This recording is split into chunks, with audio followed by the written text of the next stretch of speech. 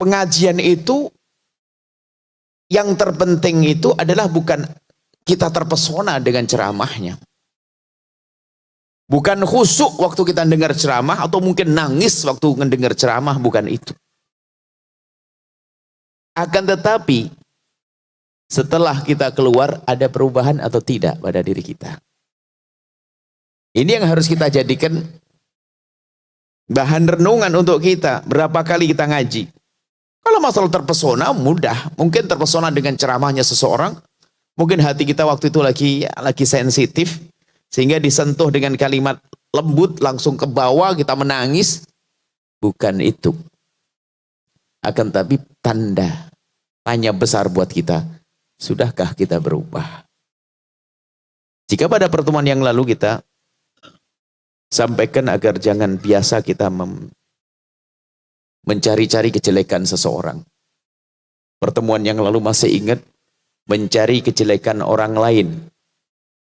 Kita naudzubillah, ini hobi buruk. Orang yang mencari kejelekan orang lain itu sebetulnya karena hatinya jelek. Matanya kotor.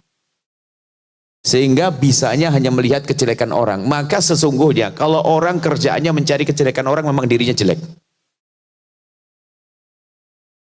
Kayak ulat, kayak lalat. Lalat tuh senangnya sama yang busuk-busuk. Jadi kalau kita koreksi diri kita deh.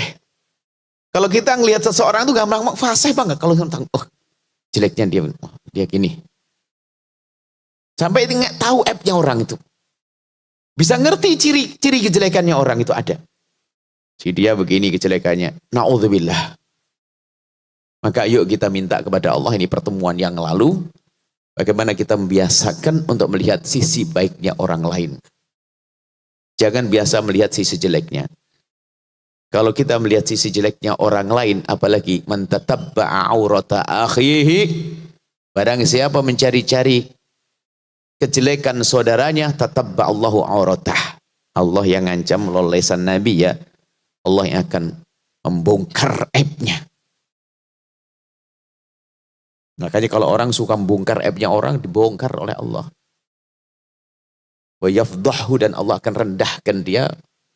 Wastabaitihi, biarpun di tengah rumahnya. Akhirnya tidak terhormat di kalangan ibunya, di kalangan anaknya, di kalangan saudaranya. Makanya jangan biasa deh kita mencari-cari kejelekan orang. Akan tapi lihat, ada akhlak mulia yang diajarkan Nabi. Kalau kita melihat kejelekan seseorang, ini pertama, langkah pertama sebelum kita melanjutkan pelajaran selanjutnya. Kalau ternyata kita harus melihat, nggak sengaja kita tidak mencari-cari, karena kadang tidak mencari kelihatan. Kalau kita melihat kejelekan seseorang, pastikan Anda sebagai seorang beriman, Anda harus sedih. Karena dia adalah orang umat Nabi Muhammad melakukan kesalahan kejelekan. Kalau Anda belum merasa sedih, iman Anda yang kropos. Iman Anda yang kropos. Apalagi sampai bertepuk tangan tuh, syukurin. Gara-gara saingan sama-sama ustadz. Ustadz saingan sama ustadz. Lihat ustadz lain kepleset, seneng. Syukurin tuh, jatuh dia matanya di depan jamaah. Ada yang begitu. Nah, ini memang orang busuk. Gelarnya mah ustadz, tapi ustadz busuk. Tapi orang beriman, nangis seharusnya mendengar saudaranya kepleset. Makanya apa sekarang selama ini apa yang ada di hati kita? Mana hati kasih? Ya kalau Nabi Raufur Rahim, diutus rahmatan lil alamin, maka umat Nabi hendaknya harus punya kasih sayang. Kasih sayang itu adalah bagaimana mata kita di saat melihat orang yang bermaksiat. Orang bermaksiat. Suatu ketika ada seorang imam Muhammad Al-Bakir, seorang imam besar, itu dengar berita. Bayangkan. Ya imam, di kampung sana ada orang berzina. Dengar orang berzina. Tiba-tiba berderai air mata, menangis beliau. Sampai yang memberitahu itu ketakutan. Ya imam, memang apa urusanmu dengan dia kok sampai kau menangis? Apakah itu anakmu, saudaramu? Dijawab, yang aku ketahui di kampung sana itu semuanya umat Nabi Muhammad. Artinya yang berzina adalah umat Nabi Muhammad. Aku tidak rela jika ada umat Nabi Muhammad berzina. Sedih, nangis. Mestinya kita tuh seperti itu. Kalau dengar berita ada saudari seorang muslimah melakukan zina, mabuk atau apa, nangis seharusnya kita itu. Dan kita berlatih seperti itu. Jangan biasa tertawa lagi sambil bisik-bisik. Tahu enggak, tahu enggak. Wah, ini neraka ini orang. Langsung japri. Tahu enggak, Masya Allah. Ini loh fotonya. Tak. Saya sadap. Ini saya screenshot. Saya ini macam-macam. Innalillah. Hati-hati. Ayo kita belajar yang baik deh. Hidup enak itu gampang sebetulnya. Asalkan penyakit-penyakit ini kita hilangkan enak. Bayangkan. Kita enggak pengen tahu dosanya orang. Kita pengen melupakan kesalahan orang. Kita mudah memaafkan. Kayak enak. Kayak di sorga gitu. Coba itu orang yang hatinya dendam, dengki, benci. Apalagi naudzubillah ngelihat orang umat Nabi Muhammad melakukan maksiat lalu bertepuk tangan. Mana imannya? La yu'minu ahadukum hatta yuhibba li akhi ma yuhibbu li nafsi. Orang beriman itu, umat Nabi yang beriman itu melihat saudaranya melakukan maksiat nangis sedih seharusnya. Nah, kebalikannya tadi bukan mencari-cari. Tadi kan kita sudah tutup. Insya Allah amal ilmu pertama sudah selesai. Bahwasanya kita tidak akan mencari-cari kesalahan orang. Yes. Tapi kalau kita ternyata melihat, pastikan di saat melihat Anda harus sedih. Kalau Anda sedih, Anda harus tumpangi. Kalau Anda belum bisa sedih, berarti Anda kotor, Anda istighfar banyak, lalu Anda tumpangi dengan panjatan doa. Ya Allah, itu tetanggaku mabuk, ya Allah. Aku dengar berita dia berzina, semoga itu tidak benar, ya Allah. Kalau benar, ampuni dia, ya Allah, dan tutup aibnya. Anda harus berani ngomong begitu. Kita perlu ilmu ini. Rusaknya kita ini kan karena kita pertama suka mencari-cari kesalahan orang. Di saat orang melakukan kesalahan kita senang, setelah itu kita sebarkan, dikumpulkan dosa semuanya itu. Ini kan dosa semua dari mencari kesalahan orang. Dosa. Bertepuk tangan atas kesalahan orang, dosa. Nyebarkan kesalahan orang, dosa. Dan dosanya udah gede-gede semuanya, bukan dosa kecil. Termasuk yang kita bahas, ghibah, menggunjing, itu kan dosa gede. Menggunjing, kita akan mengupas sedikit. Menggunjing, ngomongin kejelekan orang. Orang tuh ngomongin kejelekan orang tuh dasarnya apa sih? Dasarnya dia tahu dulu dong. Kalau sudah hobi, itu dasarnya tahu, bukan sekedar tahu, mencari tahu untuk jadi bahan diskusi obrolan. Tahu enggak? Kemarin. Tahu enggak? Bahkan kalau dia menjadi orang yang paling tahu tentang aibnya seseorang, bisa menjadi idola di antara kawan-kawannya. Wartawan istimewa. Sudahlah, ayo kita semuanya belajar, na'udzubillah. Kita minta kepada Allah agar Allah menutup aib saudara kita dari mata kita. Dan kalau lihat, ini tadi kami sampaikan, kalau kita melihat kesalahan siapapun, pastikan itu jadi bahan bagi Anda untuk mengadu di tengah malam. Pastikan, kalau Anda belum biasa, pastikan. Dan itu kita diajari semacam itu. Pastikan di malam hari, ya Allah, aku tadi terlanjur melihat berita si fulan, orang itu melakukan dosa, mabuk, ada zina, ada ini, ya Allah. Bahkan termasuk mungkin seorang artis. Makanya saya pun tidak berani gunjing artis. Susah saya minta maafnya. Saya tidak pernah ketemu artis. Saya tidak nyari dia, dia tidak nyari saya. Kan di mana ketemunya? Makanya saya juga nggak mau. Kalau seandainya ada yang mereka bermaksiat, ahli la ilaha illallah, kita doakan. Selagi umat Nabi Muhammad, semoga Allah ampuni. Semoga Allah beri kesadaran. Dan begitu. Apalagi itu adalah sepupu kita. Apalagi itu sahabat kita. Di hidup enak itu kan seperti itu. Cuman Masya Allah, setan nggak seneng. Setan itu menanamkan kebencian di hati kita dengan dibuka mata kita tentang aibnya orang lain. Kita mudah. Ada nasib buruk seseorang kalau dibuka aibnya orang. Setelah dibuka aibnya orang, dia punya kamus kejelekan orang. Tahu semuanya. Masya Allah. Bahkan dia menjadi referensi istimewa. Kalau pengen tahu kejelekan siapa, dia paling tahu. Sehingga kalau ngomong pun juga ceplas-ceplos. Ngomentari orang ceplas-ceplos. Hati jelek semuanya. Baik. Pertama, jangan mencari kejelekan seseorang. Ini sudah dibahas pada pertemuan yang lalu. Kalau ternyata Anda menemukan kejelekan seseorang, tumpangi dengan panjatan doa. Kalau ngomong kepada Allah, jangan kepada teman. Ingat, kalau ngomong kepada teman namanya gunjing. Ya, sudah kepada Allah, kita lihat saja. Langsung ngadep kepada Allah, ya Allah. Ya Allah, itu temanku. Pastikan itu ibadah yang luar biasa besar. Dengan seperti itulah Allah akan menutup aib Anda di akhirat nanti. Nggak diseksa kita. Di dunia dijaga oleh Allah, kita aib kita akan ditutup oleh Allah. Ingat, yang biasa menutup aibnya hamba Allah, Allah akan tutup aibnya dia.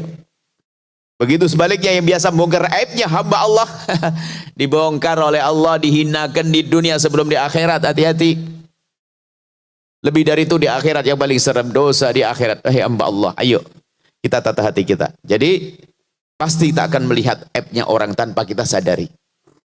Setelah itu pastikan aku tidak akan bicarakan ke siapapun. Aku akan ngadu kepada Allah. Ya Allah, itu tetanggaku dengar berzina. Bahkan dia polos ngomong kalau aku berzina. Dia ngaku berzina di hadapanku. Ya Allah, kami mohon ya Allah, ampuni dia dan tutup aibnya. Terus panjatan, bahkan mungkin dengan derai air mata. Karena itu saudari kita. Saudara kita dia. Baru setelah itu apa? Pastikan kita tidak ngomongin kejelekan siapapun. Nah, ini malam ini pembahasannya. Pastikan Anda tidak membicarakan kejelekan siapapun dari hamba Allah. Imam Abu Hurairah bercerita, Nabi bersabda, "Atadruna mal ghibatu?" Apakah kalian tahu apakah menggunjing yang dosanya gede? Kisah Isra Mi'rajnya Nabi melihat perempuan muntah makan daging mentah, daging busuk mentah. Dikatakan dia adalah orang yang biasa menggunjing. Dan menggunjing itu medannya luas.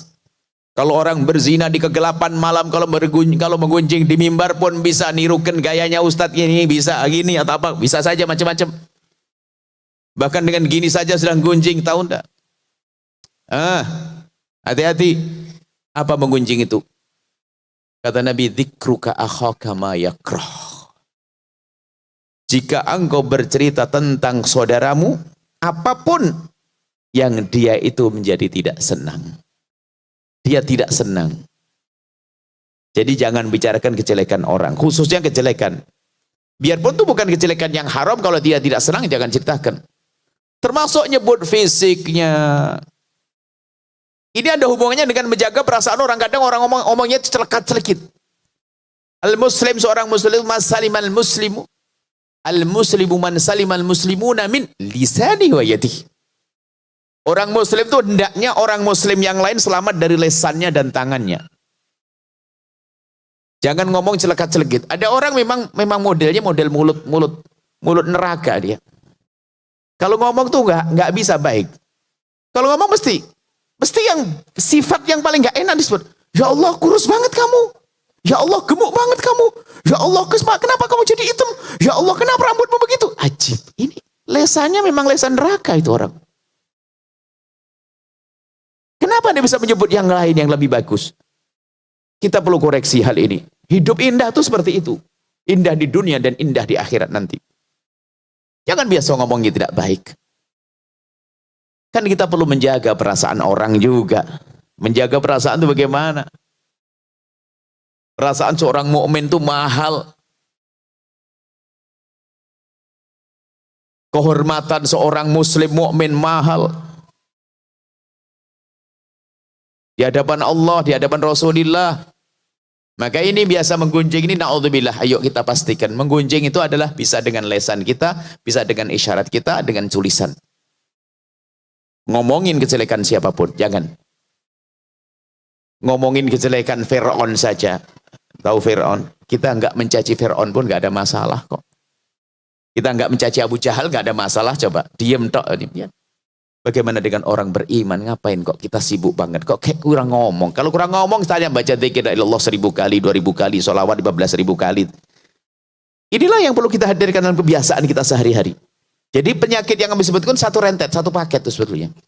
Kalau orang sudah bisa menggunjing, biasa gunjing, nggak mungkin dosanya gunjing tok. Orang biasa ngomongin kejelekan, tidak hanya itu saja dosanya. Dosa bongkar aibnya orang tadi, iya. Mencari-cari kesalahan orang, iya. Menyakitkan orang lain, iya. Na'udzubillah. Nggak punya kasih sayang, iya. Kalau kita mencintai saudara kita, nggak mungkin kita membongkar aibnya.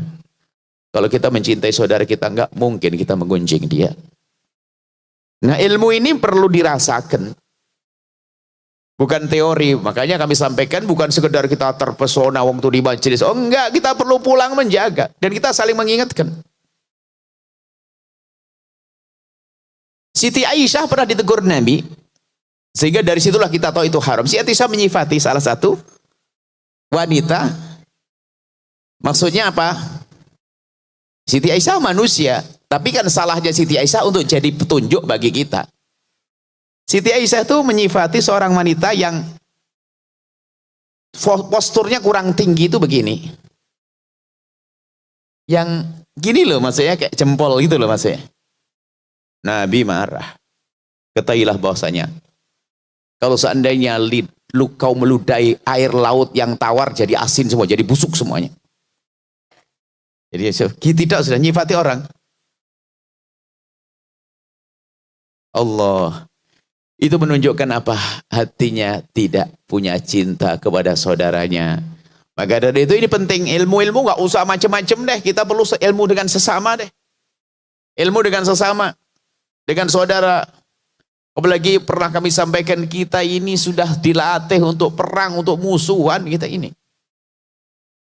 Untuk mencari kejelekan orang. Pemilihan presiden, ada kan ribut suruh berantem 01, 02. Padahal yang 01, 02 sudah besanan. Yang di bawah masih berantem. Nah ini gini, karena kita terlatih, belum lagi pilihan gubernur, bupati berantem lagi. Mestinya orang nggak sampai, boleh berbeda nggak ada masalah, tapi jangan bermusuhan dong. Berbeda wajar, tapi jangan bermusuhan. Sampai kita guyonan, ada calon, kalau seandainya ada calon bupati atau calon wali kota, cobalah.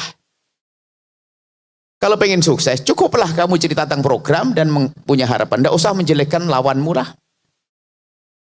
Ya kan? Tapi kan tim sukses kan nggak cukup mencari-cari kesalahan, kejelekan lawan untuk menjatuhkan. Kan begitu ya? Menjelekan. Padahal nggak perlu dia. Kalau memang dia orang baik, orang benar, cukup bahwa saya punya calon, punya program begini, selesai, insya Allah mohon doa dan seterusnya. Tapi kan tim suksesnya kan tidak semuanya orang ngerti agama, langsung mencari. Wah, ketemu dia mau cacat di sini, kesalahan sini. Nah ini model-model berpolitik yang ngerusak hati ya begitu itu. Jadi kita sampai ada, kalau ada calon yang alhamdulillah kita tidak terlalu dekat-dekat dengan seperti itu, cuma kita ingatkan kalau ketemu. Apakah tidak cukup kalau kita bicara tentang program kita yang baik, yang istimewa, nggak harus mencaci orang lain. Sebab kalau kita ngolok orang lain tentu ada yang sakit. Itu membuat benih permusuhan juga. Kalau saya mencaci si A, menjelekkan si A, balas dong dia. Dibongkar juga kesalahan kita. Siapa yang tidak salah? Ayo. Anda tidak tahu kami salah karena Anda jarang berkumpul dengan kami. Kalau Anda berkumpul dengan kami itu akan menemukan kesalahan. Maka hidup kita kok nyari kesalahan orang? Tidak. Hidup kita adalah minta pengampunan dari Allah. Hidup kita menutupi kesalahan orang lain. Lalu kita memaafkan orang lain yang bersalah dengan kita. Itu kan kerjaan orang-orang mulia. Jadi dikatakan yang namanya kolbun salim, hati yang lapang itu bagaimana kita mudah memaafkan kesalahan orang. Bukan kedendam. Kalau orang berbuat salah kepada kita, yuk kita doakan dengan kebaikan, gak rugi. Bahkan Allah akan membalas kepada kita dengan pengkabulan doa. Coba kan istimewa banget kita dicaci, diolok. Dicaci, diolok. Ini kebalikannya ya. Kalau tadi kita sudah jangan ngolok. Jangan mencaci. Jangan membahas kejelekan orang. Ini satu permasalahan. Tapi di sisi lain, kalau ada orang mencacimu dan mengolokmu bagaimana kira-kira? Ada orang membongkar aibmu bagaimana? Gak usah pusing. Kita doakan doa kebaikan saja deh. Jangan sampai kita dibongkar aibnya oleh dia, kita terpengaruh. Bongkar aibnya juga. Berarti aku dengan dia sama-sama ahli neraka. Kan begitu. Kita sering terpengaruh. Ada orang suatu ketika kan tanya ke Nabi, ya Rasulullah, ada orang dia jahat kepada saya. Terus, kalau saya balas gimana? Ya kamu sama dengan dia.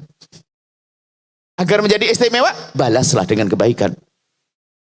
Orang mencaci kita, mengolok kita dan sebagainya. Oke, kesempatan bagiku untuk menang di atas dia. Caci aku, olok aku sesuka hatimu. Tapi aku akan berdoa, ya Allah berikan kepadanya segala kebaikan. Ini akhlak mulia yang diajarkan oleh Nabi SAW.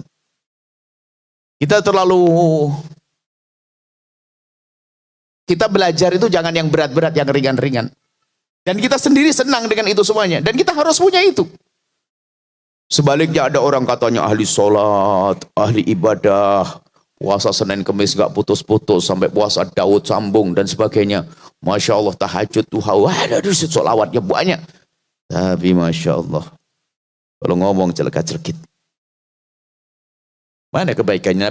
Nabi menyebut orang begitu, la khaira fiha, enggak ada kebaikannya orang sebaik itu. Innaha min ahlin nari, perempuan itu termasuk ahli neraka. Jangan tertipu dengan ibadah Anda. Kalau belum bisa menjaga lesan Anda.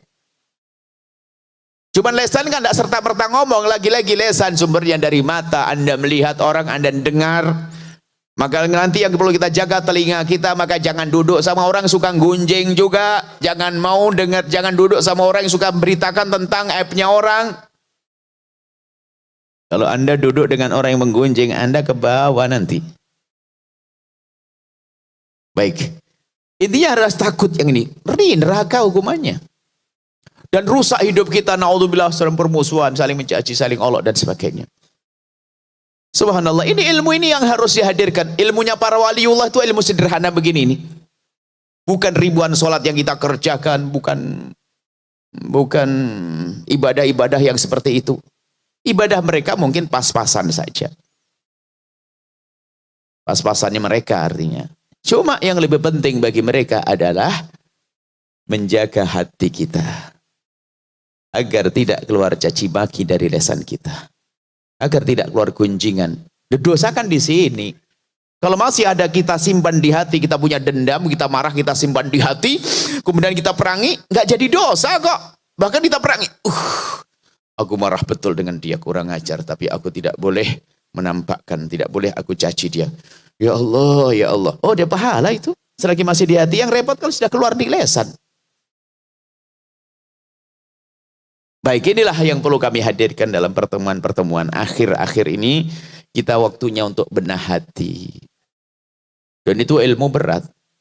Bukan berarti yang ngomong ini sudah oke. Oh, belum. Justru pokoknya Anda kenali pokoknya. Kalau saya sering ngomong sesuatu itu berarti saya takut di situ.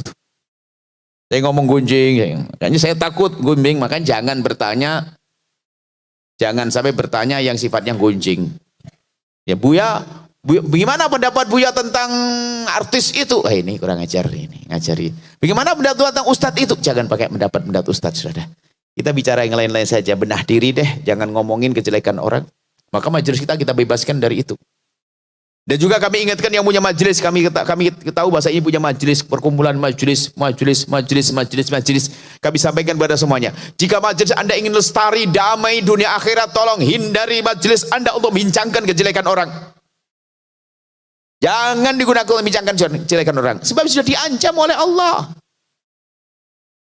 Kalau sudah membicarakan kejelekan orang, mencari-cari kejelekan orang, Allah akan rusak, hancurkan di tengah-tengahnya. Gak bisa lama. Bahkan di keluarga pun jadi berantakan. Tolong wahai hamba Allah, ayo. Mulai saat ini, kita rantai dari pertama. Jangan mencari kejelekan orang. Pastikan Anda tidak perlu mencari-cari. Pastikan di saat Anda mulai ada penyakit, ada orang hobi. Tangkas betul. Anda punya HP di depan dia 2 menit langsung buka, dia tahu. Bahkan sak tafsirannya. Kalimat kepalanya dia ngerti, dia begitu. Dan dia bisa menerjemahkan. Ada orang yang cerdas begitu. Kalau ke rumahnya orang, buka buku itu yang paling pertama dibuka, ada buka agenda yang ada di sini. Tahu dia buka sebentar, lap itu sudah tahu app-nya orang. Tolong, kalau Anda termasuk golongan ini, tobat kalau tidak Anda pengen sengsara. Ayo, ada orang punya bakat begitu, naudzubillah, cekatan. Memang dia orang busuk. Tapi kalau orang hatinya bersih, di depannya nggak baca dia. Nggak ngerti. Loh, tadi baca enggak. Allah dijaga oleh Allah. Tapi si busuk lihat, cerdas banget tuh otaknya. Karena sudah komunikasi dengan iblis. Gampang tahu kejelekan orang, naudzubillah. Tolong koreksi diri Anda, nggak usah nengok orang lain. Anda golongan yang mana? Kalau memang Anda golongan yang jelek, ada waktu untuk tobat malam ini. Kalau Anda golongan yang paling cepat pengen tahu, gampang tahu kejelekan orang, segera tobat. Sebelum dihinakan oleh Allah nanti di akhirat.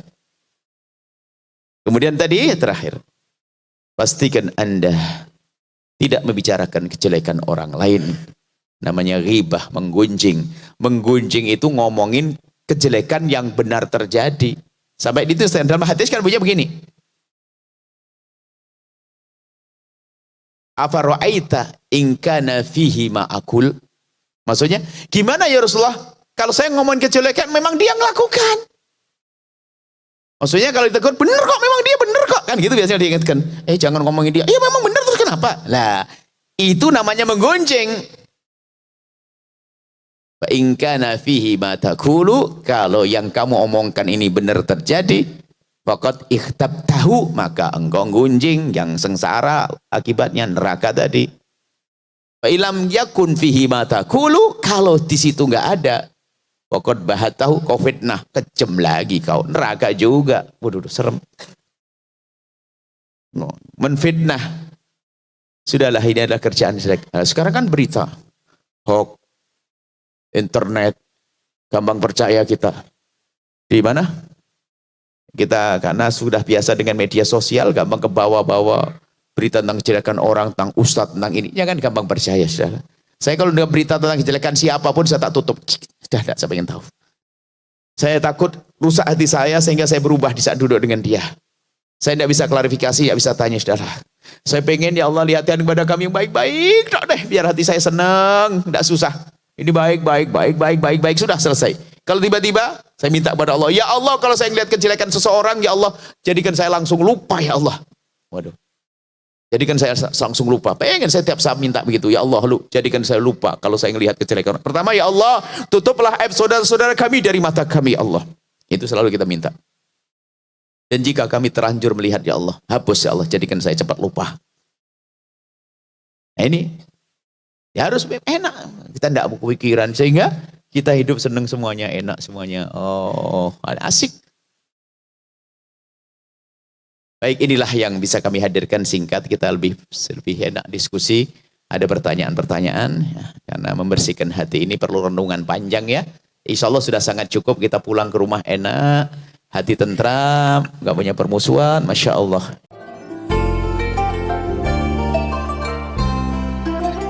Assalamualaikum warahmatullahi wabarakatuh. Waalaikumsalam warahmatullahi wabarakatuh. Buya, kami sangat bersyukur kepada Allah. Mungkin ini izin Allah saya bisa bertatap muka, bertemu dengan Buya. Jadi bukan bertemu di YouTube aja, Pak. Sekarang sudah bisa bertatap muka saya. Bapak senang? Senang sekali, Pak. Saya akan bertanya, Pak. Saya namanya Tubagus Muslihat, asli orang Pandeglang dari Kabupaten. Yang saya tanyakan, Pak, ini satu grup dengan sombong ini, Pak.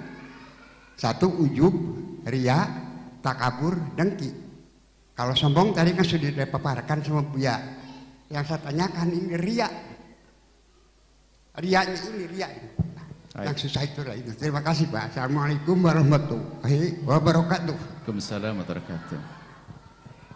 Anda bisa menilai hari ini babnya hati kan. Kalau ada orang senang dengan kami itu berarti yang baik hatinya dia, bukan kami. Paham ya?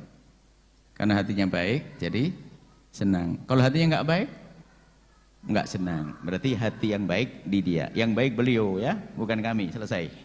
Satu. Yang kedua, ria.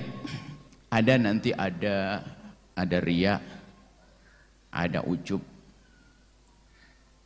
ada ikhlas. Kalau ujub itu menggedekan amal di matanya sendiri. Sehingga seolah-olah aku sudah berbuat. Ujub. Musa ayah kok. Menggedekan amal di matanya. Kalau riya menggedekan amal di matanya orang. Biar dilihat. Ikhlas menyerahkan amal di pandangan Allah.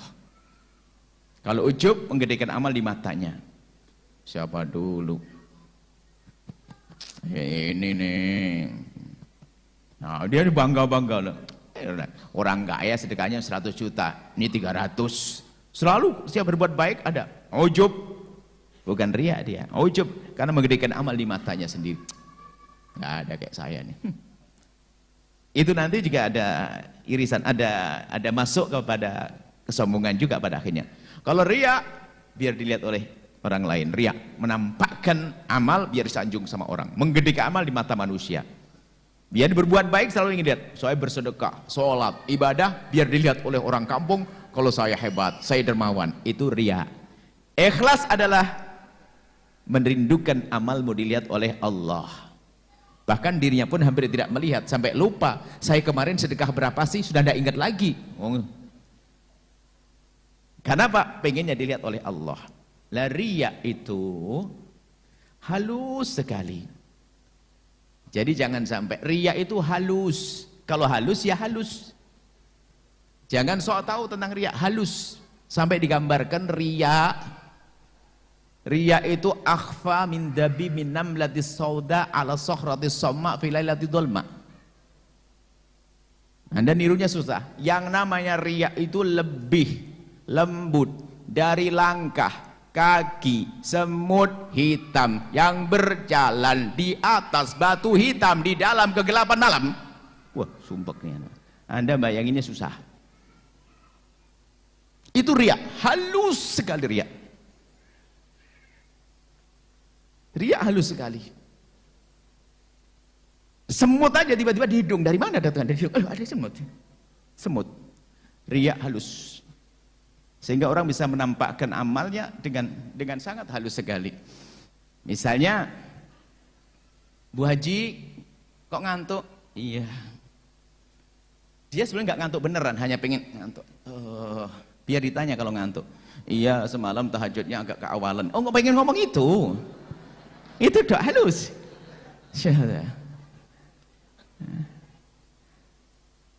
Dia tahu kalau cerita tentang amal baiknya itu riya kan? Cuman dia ada cerita. Ada tamu banyak, ini Pak Haji, grup Pak Haji, rombongan Haji datang. Dia manggil anaknya, Ahmad, ya Abah, tolong Ahmad ambilkan surban Abah waktu haji tahun 2014 nak. Ada 2014-nya. Dia ngerti bahasanya dia hajinya 2014 sama 2016. Halus yang namanya riya. Karena halus yang tahu Allah, kita sendiri kadang tidak lihat. Makanya Anda jangan sok tahu riyaknya orang. Kalau riyak itu begini, ikhlas itu adalah ke sana, kalau riyak ke sini. Maka Anda jangan sekali-kali menunjuk orang riyak. Tidak boleh. Anda tidak tahu hatinya. Kalau pengen nyebut riyak di sini, aku riyak. Anda tidak boleh menunjuk orang lain riyak. Awas hati-hati. Orang tampak riyak belum tentu riyak. Jelas? Jangan Anda menuduh orang lain riyak. Nggak boleh. Anda tidak tahu hatinya orang kok mengatakan orang lain riyak. Mengatakan riyak ya adalah suudon dia. Oh riya itu. Jelas? Suatu ketika ada orang nyumbang masjid begini. Setelah nyumbang masjid ngomong kepada pengurus masjid, Ustadz, tolong umumkan Ustadz, setiap habis sholat Jumat tolong umumkan bahwasanya saya telah nyumbang uang 10 juta. Wah, diumumkan. Riya atau bukan? Riya. Suruh jangan nilai orang, ibu kok nilai. Belum selesai ini, gimana ibu nih? Kok bisa? Dari mana ibu tahu? Wah ini kacau ini. Kalau kemalaman begini ditunggu suami di rumah.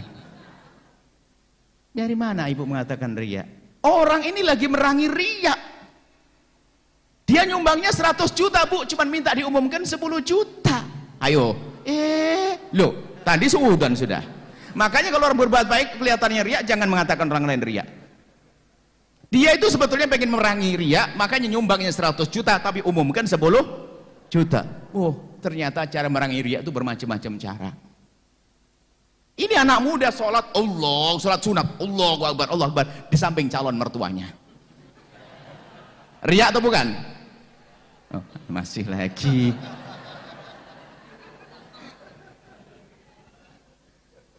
Dia ternyata sama merangi riya, dia nguji. Saya akan sholat di samping calon mertuaku 10 rakaat. Nanti di kamar tak kunci 20 rakaat. Oh gitu. Jadi memerangi riya itu bukan Anda meninggalkan amal, Bu, Pak. Amal tak apa-apa.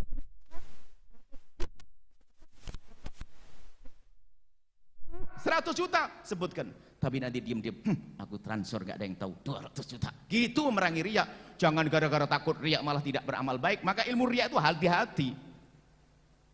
Ada hadis Nabi itu sedang sedekah yang paling dicintai adalah sedekah sirri, sedekah sembunyi. sedekah sembunyi, nggak ngasih tahu sama orang. Ternyata iblis bisiki, ternyata yang paling seneng hadis sedekah sembunyi ini orang pelit. Setiap duduk sedekah, ya, sedekahkan. Yang paling bagus sedekah sembunyi. Ini saya tahu ini bahaya ini. Hadis Nabi disalahgunakan. Di saat sedekah, ayo Haji sedekah.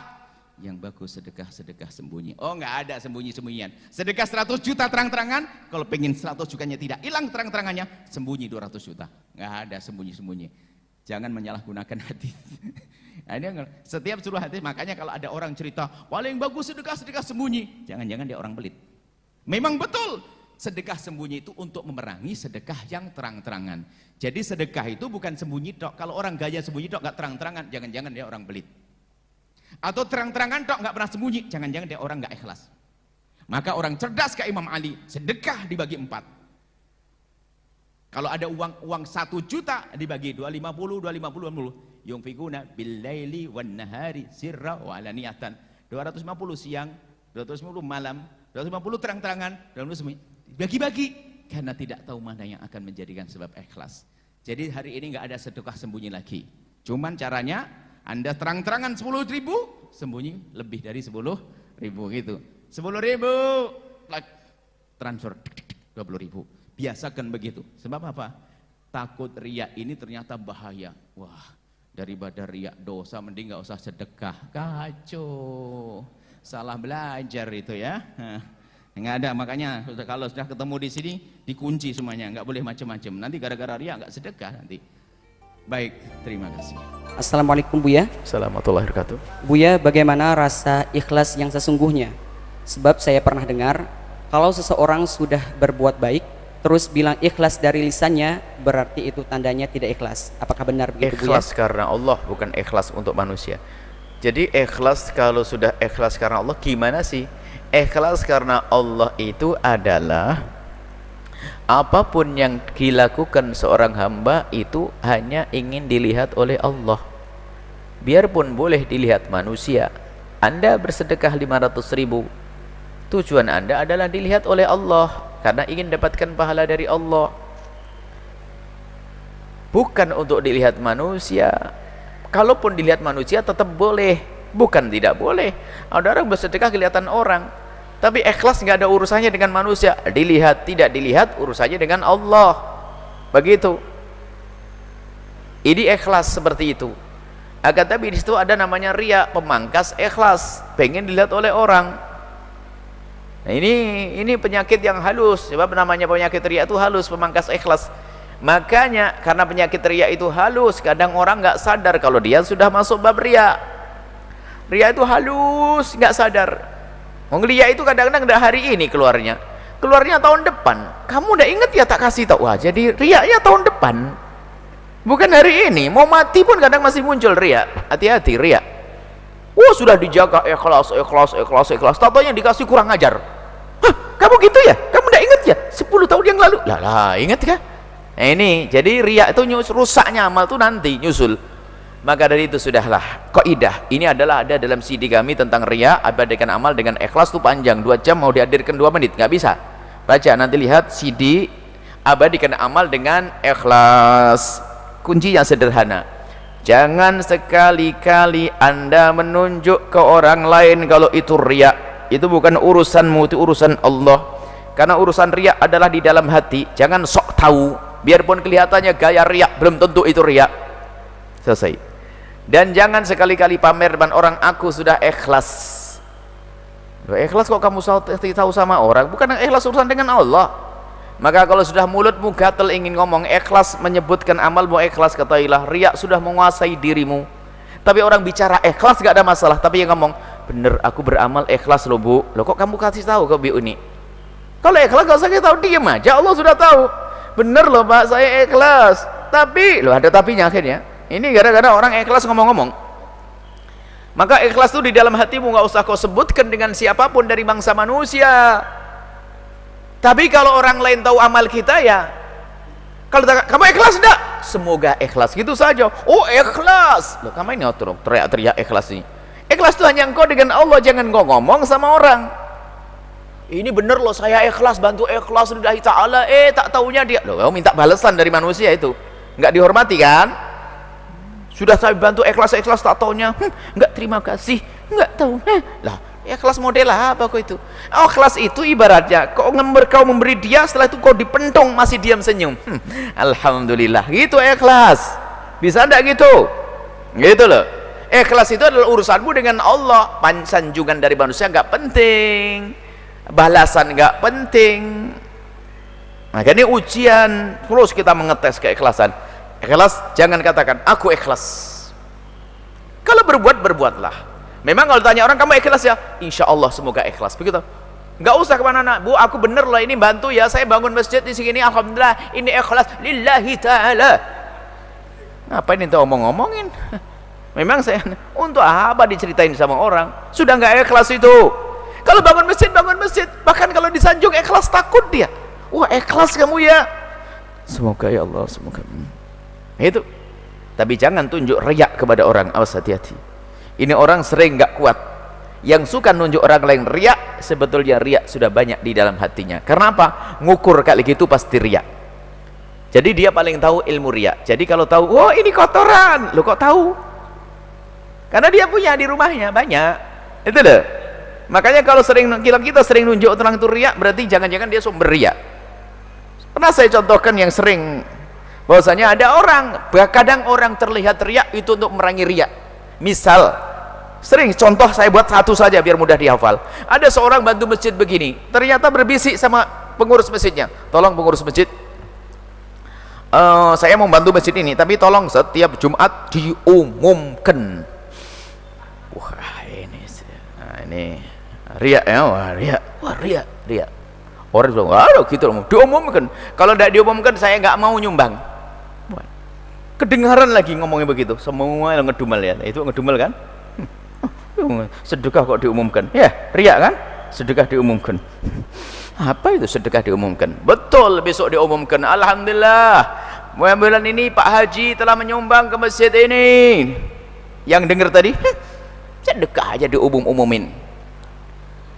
Awas, jangan ngomong begitu. Semua orang ngomong riak-riak. Belum tentu, justru dia ternyata bukan orang riak.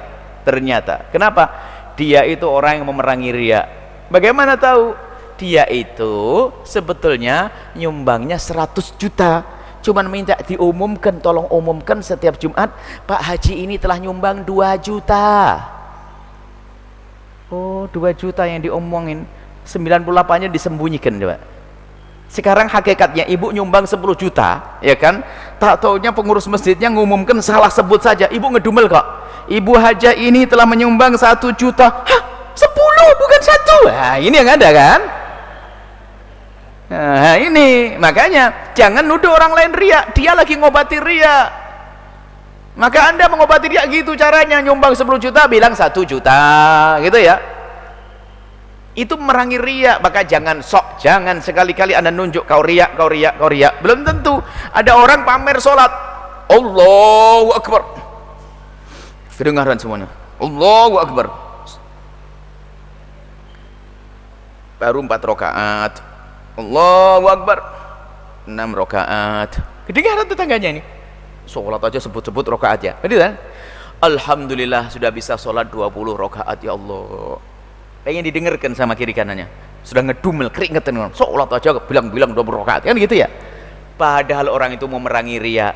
Sampai di rumah dikunci, kamu tadi seneng ya pamer 40 rakaat 20 rakaat depan orang ya, sekarang tidak ada orang tahu. Awas ya, hei kakiku, kalau kau tidak bisa sholat 40 rakaat kau pembohong. Allahu Akbar, kamar yang sepi.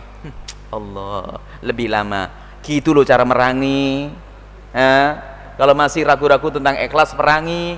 Sedekah depan orang 2 juta, bismillahirrahmanirrahim, ibu saya nyumbang 2 juta. 2 juta, awas. Kalau kamu seneng 2 juta didengar orang, awas ya, nanti dikeropak sembunyi orang sepi, tak masukkan 10 juta. Bisa ndak?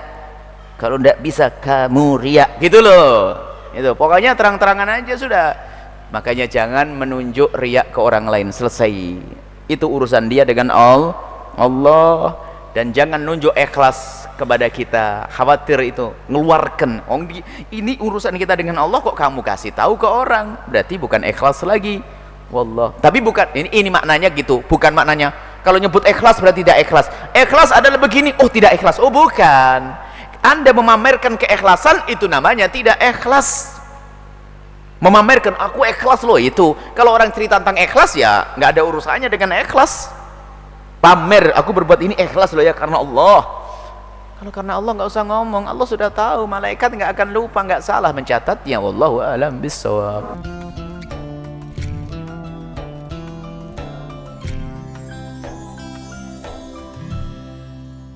Dan malam ini kita akan menghadirkan satu renungan tentang satu penyakit hati yang dengan inilah kadang dengan penyakit ini menjadikan rusak semuanya tadi yang kita bahas. Urusan kepada Allah rusak, urusan kepada orang tua rusak, urusan kepada saudara rusak, urusan kepada istri rusak, urusan dengan istri, dengan semuanya rusak. Apa itu? Penyakit yang ada di dalam hati, penyakit sombong. Malam ini kita harus serius untuk memahami rendah hinanya kesombongan, dan setelah itu selamat tinggal dengan kesombongan. Sombong, kalau kita kembali kepada kisah zaman dulu, awal penciptaan kakek kita Nabi Adam alaihissalam. Jadi ada makhluk Allah yang namanya iblis. Iblis itu adalah iblis. Iblis adalah iblis. Cuman iblis itu punya amalan yang sangat banyak. Dia beribadah dan beribadah.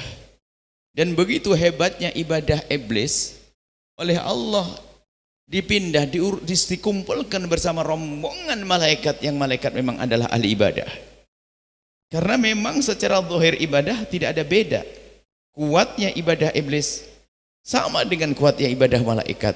Maka sangat layak kalau seandainya iblis dibersamakan, dikumpulkan bersama golongan malaikat. Dan betul, iblis bersama para malaikat. Bahkan sebagian riwayat disebutkan iblis itu adalah termasuk yang memimpin waktu itu. Artinya termasuk bukan seperti malaikat biasa. Kan malaikat ada awamnya malaikat.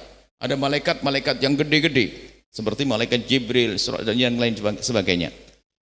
Iblis ini digolongkan bersama para malaikat. Kemudian hingga suatu ketika setelah Allah menciptakan kakek kita Nabi Adam alaihissalam, lalu Allah memerintahkan kepada malaikat dan memerintahkan semua yang ada di situ, wa idh qulna lil malaikati isjudu li adama, diperintahkan para malaikat itu untuk sujud kepada Adam, yang arti sujudnya adalah sujud penghormatan. Sujud penghormatan, bukan sujud ibadah, sebab ibadah hanya ada untuk Allah Jalla Jalaluh. Sujud penghormatan. Fasajadu, dan semua malaikat melakukan sujud kecuali iblis, illa iblisa aba wastakbara. Kecuali iblis enggak mau dia menolak disuruh sujud kepada Nabi Adam karena ada istakbar, ada kesombongan di dalam hatinya. Iblis itu adalah tertipu. Coba ini. Iblis ini kalau merasa dia ini adalah sudah punya banyak amal baik. Iblis punya banyak amal baik. Sudah ribuan tahun dia beribadah. Ribuan tahun beribadah. Prestasinya banyak. Disuruh sujud kepada makhluk yang belum terkenal, tidak pernah viral, ibaratnya belum punya prestasi, baru diciptakan ini, sujud pun belum punya, Nabi Adam alaihissalam. Iblis mikir, ini gimana rumusnya? Orang seperti saya kok suruh sujud sama manusia, sama orang ini, apa rumusnya ini? Aba wastakbar, enggak mau sujud, itu iblis. Malaikat enggak usah mikir panjang, diperintahkan oleh Allah langsung fasajadu, pada sujud para malaikat ila iblis. Dan betul di saat ditanya oleh Allah, kenapa kok tidak sujud? Mana apa yang menjadikan kau tidak mau sujud, hai iblis? Rupanya tak betul terbukti, sebabnya adalah ada di dalam hatinya. Ia merasa ana khairun minhu, aku lebih bagus dari dia, gimana rumusnya? Nah inilah ternyata sebab sesuatu atau makhluk itu menjadi sombong adalah merasa dia lebih bagus, merendahkan orang lain. Nah ini akan iblis di saat ditegur bukan dia insyaf, malah mengatakan ana khairun minhu, aku lebih bagus, lebih bagus daripada Adam. Maka menjadilah iblis yang terkutuk, dikeluarkan dari surga, terhinakan dia karena punya sifat sombong. Padahal semula adalah ahli ibadah, ibadahnya Masya Allah sampai dikatakan kalau disebut bumi maka tidak ada sejengkal bumi kecuali dia pernah sujud. Ribuan tahun sebelum Nabi Adam diciptakan dia sudah beribadah, akan tapi menjadi makhluk terkutuk setelah itu karena ada kesombongan di dalam hatinya. Maka ciri orang sombong itu begitu tuh, kalau diingatkan berhujah. Berbeda dengan mbah kita Nabi Adam alaihissalam. Mbah kita di saat dikatakan wala taqrabu hadhihi syajarata, jangan kau dekati pohon ini, jangan kau dekati pohon ini. Kemudian Nabi Adam alaihissalam mendekati pohon tersebut dan mengambil buahnya, karena di surga itu kan sebenarnya bisikan daripada iblis yang hasut, iblis yang dengki. Cuma Nabi Adam kan berhusnudzon, di surga kan tempatnya orang baik semuanya, makhluk yang baik. Jadi omongan yang di surga adalah juga baik-baik. Nabi Adam akhirnya mengambil itu semuanya. Ini dianggap sebuah pelanggaran, sebuah kesalahan dianggap seperti itu. Di saat ditegur Nabi Adam, ternyata begitu mudahnya Nabi Adam. Apa yang dikatakan Nabi Adam? Rabbana dzalamna anfusana. Ya Allah, kami zalim terhadap diri kami sendiri ya Allah. Ilam taghfir lana wa tarhamna, jika engkau tidak mengampuni dan memberi kasih sayang kepada kami, niscaya kami akan menjadi orang-orang yang jauh, yang berbuat zalim dalam ketidakbenaran. Enak mbah kita Nabi Adam kalau diingatkan langsung Rabbana dzalamna. Ini loh seharusnya sanad kita ini. Kita punya manhaj, punya madhab namanya madhab abawi, madhabnya mbah Nabi Adam, bahwa kalau kita salah diingatkan tinggal mengatakan Rabbana dzalamna. Tapi ada orang modelnya anak Adam tapi ikut cara hidupnya iblis, kalau diingatkan dia berhujah. Siapa ente? Nggak level sama saya. Nah ini, makanya ini malah golongan iblis, ini adalah golongan ahli sombong, orang sombong. Dan yang pada akhirnya kehancuran iblis karena kesombongan. Dan ternyata semua, termasuk umat baginda Nabi ini akan hancur dengan sifat sombong. Kalau kita tidak waspada dengan sifat sombong, maka kita akan hancur. Bahkan diingatkan oleh baginda, la yadkhulul jannata man kana fi qalbihi mithqalu dzarratin minal kibri. Kalau ada kesombongan dalam hatinya, nggak bisa masuk surga, bersihkan dulu dong. Maka malam hari ini ayo kita belajar agar kita tidak masuk dalam wilayah kesombongan. Kesombongan merendahkan. Sombong itu bukan orang pakai baju mewah, pakai mobil mewah, rumah megah, bukan itu. Suatu ketika ada ya Rasulullah, ada seorang pengen dandanan yang bagus, ya. Dandanannya bagus, rambutnya rapi, semuanya minyak wangian ibaratnya begitu. Apakah ini dianggap sombong ya Rasulullah? Nabi menjawab, oh tidak. Allah jamil, yuhibbul jamal. Allah maha bagus, senang kalau hambanya juga menjaga diri, kebersihan, rapi. Umat muslim harus begitu, rapi, ya, bersih. Itu bukan sombong. Kata Nabi, as-sombong al-kibru batarul haqqi wa ghamtun nasi. Sombong itu tersimpulkan pada dua model makna. Apa itu? Ghamtun nas, batarul haqqi, menolak kebenaran. Kalau diingatkan berhujah. Batarul haqq, menolak kebenaran. Kalau diingatkan berhujah. Wa ghamtun nasi, merendahkan orang lain. Batarul haqqi, menolak kebenaran. Ini biasanya kalau diingatkan berhujah, mengatakan ya macam-macam, merasa dia lebih ustadz dari yang lainnya. Kalau diingatkan bukan level, dia tahu apa dia. Istri diingatkan sama suami, ngomong abang nggak pernah ngaji. Atau sebaliknya suami diingatkan oleh si istri, imamnya saya. Ini tidak level dengan saya, naudzubillah, itu orang sombong. Akan kita jelaskan pada malam singkat ini agar kita sadar betul bahasanya ternyata kalau disebut orang sombong ternyata kita itu orangnya. Agar setelah itu sadar, agar lalu kita merubah sifat sombong kita menjadi sifat tawadhu. Kemudian ghamtun nasi, merendahkan. Nah, merendahkan ini macam-macam, merendahkan manusia karena merasa dia punya kelebihan, sementara kelebihannya adalah bukan dia sendiri yang buat, akan tapi semua dari Allah. pemberian dari Allah, karunia dari Allah, kemudian setelah itu digunakan untuk merendahkan hamba Allah. Ghamtun nas, merendahkan manusia.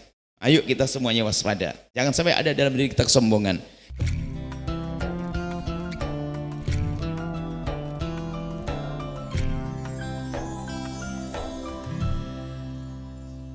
Sahabat Al-Bahjah TV, setelah menyaksikan video ini, jangan lupa bersolawat kepada baginda Nabi Muhammad. Shollu ala Nabi Muhammad.